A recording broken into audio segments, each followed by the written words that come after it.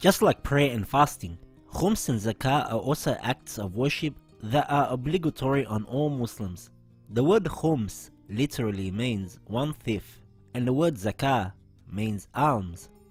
Khums is the 1/5, 20% tax that Muslims are required to pay on their annual excess savings. Zakat is also a tax like Khums, but Zakat is only paid on certain kinds of items such as specific agricultural produce, livestock, gold and silver. Zakat is therefore nowadays usually applicable to specific individuals only, such as farmers. Remember, these are not mere taxes, but acts of worship. Just as prayer is an act of worship that involves the performance of certain acts and recitations, and fasting involves physical hardship, thirst and hunger. Khums and Zakat can also be seen in the terms of their own kind of sacrifice one makes for the pleasure of Allah subhanahu wa ta'ala and for one's own spiritual growth. Moreover, these are not voluntary acts of charity, but obligatory. The Holy Quran has emphasized that one cannot hope to gain spiritual perfection and the pleasure of Allah subhanahu wa ta'ala unless one spends one's wealth for others and gives selflessly.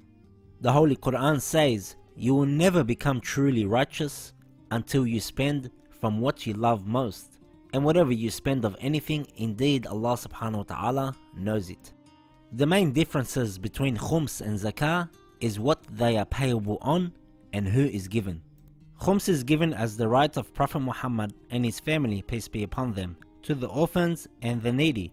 It has been mentioned in many narrations of the Imams that one who does not pay Khums has stolen their share.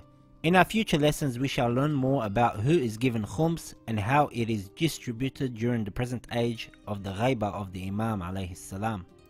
Zakat means alms, but its literal meaning is something which purifies. Both Khums and Zakat are religious taxes that purify a person from selfishness and greed, as well as it purifies the wealth itself by making those less fortunate share in a portion of it. Helping the less fortunate in the community achieves a relatively just and fair distribution of wealth in society. During the time of the Prophet, peace be upon him, most of the people's wealth was in the form of agricultural produce, livestock, gold and silver. So most of the time people had to pay Zakat instead of Khums.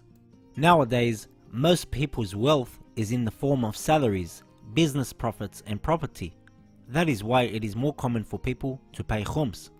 There are many places where Zakat is mentioned in the Holy Quran, emphasizing on its importance. The Holy Quran also mentions the obligation of paying Khums. There are many narrations from our Prophet and the Imams, peace be upon them, that explain these verses of the Holy Quran in more detail and teach us what items to pay Khums and Zakat on and whom to give it to. We will speak in more detail in future lessons.